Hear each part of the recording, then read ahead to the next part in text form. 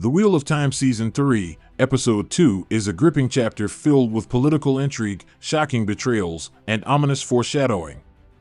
Queen Morgase proves to be a master strategist, Rand struggles with his inner demons, and Sueon faces growing dissent within the White Tower. Meanwhile, unexpected alliances form, and hidden threats begin to surface. What secrets lie within the tower? Can Rand resist the pull of the One Power? And who is truly pulling the strings behind the scenes? Let's break down all the hidden details, Easter eggs, and theories this episode presents. This episode also introduces key players who will shape the course of the season, including some of the most anticipated figures from the books. This review will break down the major themes, performances, political intrigue, and world building that make A Question of Crimson a fascinating continuation of the series. A final warning are drawn. As Queen Morgase prepares to leave the White Tower, she delivers a final warning. Should anything happen to Elaine, she will return with the full force of Ander's army. This is not an idle threat, it is a promise. Before departing, she leaves behind a trusted advisor, effectively planting a spy within the tower to keep watch over events. Rand's journey nears its next turning point as his group approaches the Aiel homeland. Avienda's instincts scream that something is wrong, and before the group can react, they are ambushed by a group of Aiel warriors. The leader of the ambush steps forward, and to Rand's shock, he recognizes her. It is the same old woman that Egwene saw in her dreams.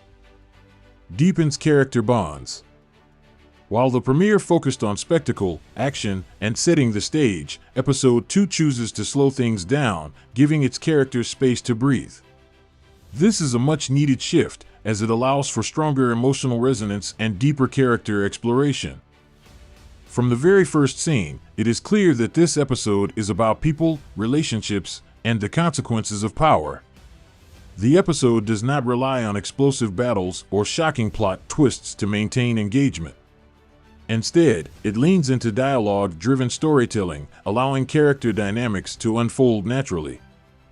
One of the most rewarding aspects of this episode is how it pairs different characters together in meaningful interactions, strengthening relationships while also laying the groundwork for future conflicts. Every conversation matters, every glance holds significance, and every word spoken is carefully chosen. This kind of deliberate pacing is something the show has been working toward, and here, it finally feels fully realized. The political tensions within the White Tower, the growing complexity of Rand's role as the Dragon Reborn, and the interpersonal struggles between various characters all coalesce into a deeply satisfying, character-driven episode that proves the Wheel of Time is not just about magic and war, it is about the people who shape the pattern. Lanfear's true intentions.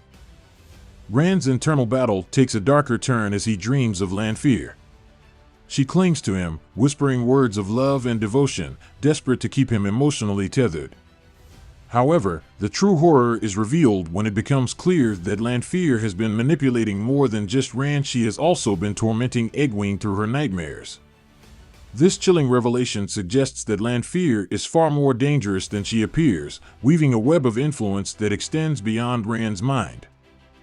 Egwene's own journey through the dream world leads her to a barren desert, where she encounters an enigmatic old woman. The woman's words are simple yet haunting, "You do not belong here." The meaning behind this cryptic statement remains a mystery, but it is clear that Egwene's path is leading her towards something far greater than she realizes. Who is Queen Morgase Trakan? Queen Morgase Trakan is set to make a powerful entrance in the Wheel of Time Season 3, bringing with her a commanding presence and a ruthless sense of duty. As the reigning monarch of Ander and the mother of Elaine Trakan, who was introduced in Season 2, Morgase's influence extends far beyond her own kingdom. Her arrival in the series is nothing short of dramatic. In Episode 2 of Season 3, a flashback to her coronation reveals the sheer force of her leadership. She gathers the leaders of Ander's noble houses after a devastating war, offering them clemency if they swear fealty to her.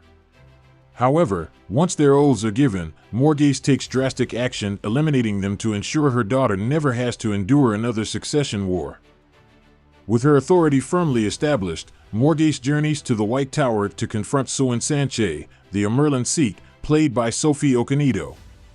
Concerned for Elaine, she demands answers, making it clear that she is not to be underestimated. Beyond her connection to Elaine, Morgase is also the mother of Gawain, Luke Featherston, and the adoptive mother of Galad, Callum Kerr. Showrunner Rafe Judkins has emphasized the importance of Morgase's character, describing her as one of the most politically powerful figures in the Wheel of Time world, perhaps rivaled only by the Merlin seat. Casting such a role required someone with the presence to command every scene, particularly in moments where Morgase and Suin face off as two dominant forces in the world. The role of Queen Morgase is played by the acclaimed British actress Olivia Williams. Known for portraying Camilla Parker Bowles in The Crown, Williams has a wealth of experience in playing commanding figures. Her sci-fi and fantasy credits include Tula Harkonnen in Dune, Prophecy, and voicing Winterblossom, the Entwife in The Lord of the Rings, The Rings of Power. Williams' career spans both film and television, with standout roles in The Sixth Sense, Rushmore, Anna Karenina, and The Father. On TV, she has appeared in The Nevers and Counterpart, consistently proving her versatility across genres. Now, as Queen Morgase, she brings a powerful and intriguing new dimension to the Wheel of Time. A cold open that redefines expectations. Much like Episode 1, A Question of Crimson opens with a striking and unexpected sequence that immediately sets the tone for what follows. This time, the show takes a darker and more politically charged turn, immersing viewers into the ruthlessness of Andorran politics. This scene introduces Morgase Trakan, Queen of Andor, in a manner that is both shocking and deeply compelling. While book readers have long known that Morgase did questionable things to secure her throne, the books never fully explored the depth of her actions. This episode changes that, providing a chilling, brutal depiction of power and its cost. By showcasing Morgase's willingness to commit atrocities to maintain her rule, the episode immediately draws comparisons to other politically ruthless figures in modern fantasy, particularly those seen in Game of Thrones and House of the Dragon. The cold open does not just exist for shock value, it serves as a declaration that the show is embracing the morally complex nature of leadership. This introduction also sets the stage for Andor's increasing role in the story. It is clear that the political maneuvering of the royal family will have far-reaching consequences, and Morgase's ruthlessness is just the beginning. Rand and Lon. One of the most anticipated relationships in the show finally gets its proper development in this episode, the bond between Rand al'Thor and Lon Mandragoran. In the books, Lon serves as a mentor and guide to Rand, teaching him both the ways of a warrior and the philosophy of survival. While the show has taken its time bringing this dynamic to the forefront, Episode 2 finally delivers on what book fans have been waiting for. Seeing Lon and Rand train together is not just a moment of fan service, it is a significant turning point in Rand's journey. It symbolizes his transition from being a hunted man to becoming a leader and a warrior. Lon, who has always been the epitome of control and discipline, sees potential in Rand but also understands the danger of unchecked power. Their interactions carry an undercurrent of respect, caution, and unspoken understanding. Lon is not the type to give praise easily, but through small gestures and carefully chosen words, he begins to shape Rand into something stronger, more capable, and more aware of what it means to fight and lead. The way these training sequences are shot also adds a layer of realism and intensity. Unlike the overly stylized combat sequences of some fantasy shows, these moments feel grounded, methodical, and true to the philosophy of the Borderlands. The fluidity of motion, the precision of strikes, and the controlled energy in their sparring sessions make these scenes some of the best character-driven moments in the episode.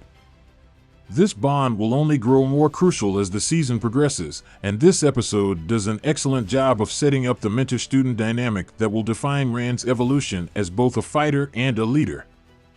The political machinations of the White Tower. If the Wheel of Time has taught us anything, it is that the White Tower is as much a battlefield as any war-torn land. The Aes Sedai may wield magic, but their true power lies in politics, manipulation, and influence. This episode dedicates a significant portion of its runtime to exploring the growing divisions within the Tower, particularly the rising power of Elaida and the internal struggles of Moiraine. Elida's growing presence is both intimidating and fascinating.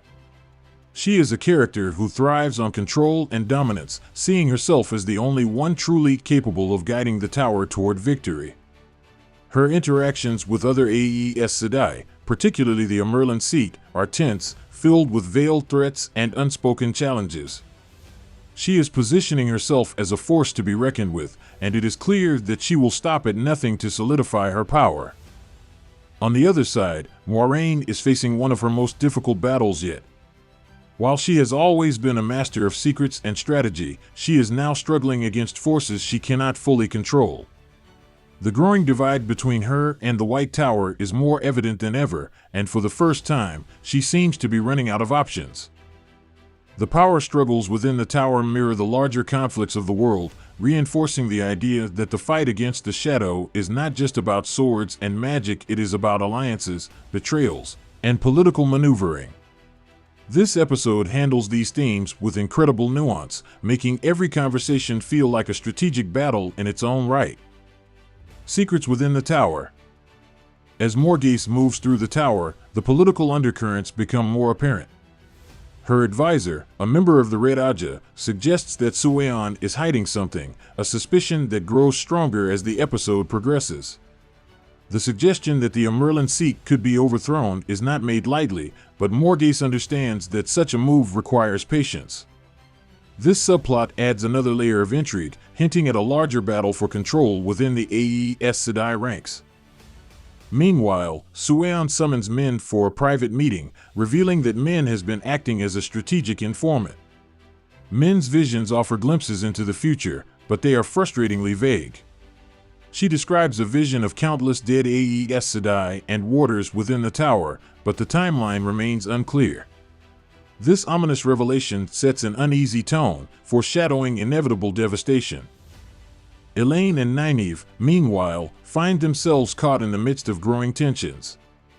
Sueon entrusts them with a dangerous mission hunting down Liandrin, a known traitor. The Amyrlin Seat's reasoning is clear. Both women are powerful enough to stand against Liandrin, and past encounters suggest that Liandrin may hesitate in striking against Nynaeve. However, Elaine's dilemma reaches a breaking point when she confesses that she cannot take part in the mission, as she will be returning to Andor as per her mother's wishes. This revelation leaves Nynaeve feeling abandoned, deepening the rift between them. Episode 2 Grade. There's no doubt the Wheel of Time Season 3 Episode 2, A Question of Crimson, is the slower episode of the first 2 episodes in Season 3, but it's a necessary pacing adjustment to move the characters to where they need to go. It definitely moves this story forward, and it sets up some major reveals on the way soon. Obviously, Rand's storyline is the focus, but I'm almost more interested in the other 4 characters from the Emond's Field 5, honestly. Egwene is teetering on the edge and seems to be really struggling. I love how the creative team is setting up Nynaeve's journey in Season 3 so far. She will play a critical role. And the big mystery of Episode 2 is why the Whitecloaks are so interested in Perrin. I mean, we know the why, but this is an exceptionally petty vendetta as the forces and minions of the Dark One move freely again. The Wheel of Time Season 3 Episode 2 Grade, B. Final thoughts. The Wheel of Time Season 3 Episode 2, A Question of Crimson, is a masterclass in slow burn storytelling, character-driven drama, and political tension.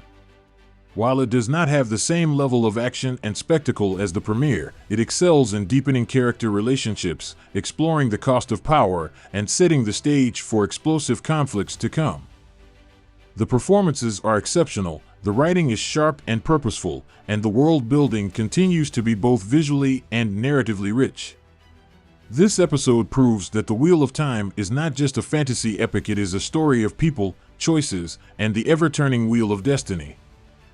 If this is just the beginning, then we are in for an unforgettable season.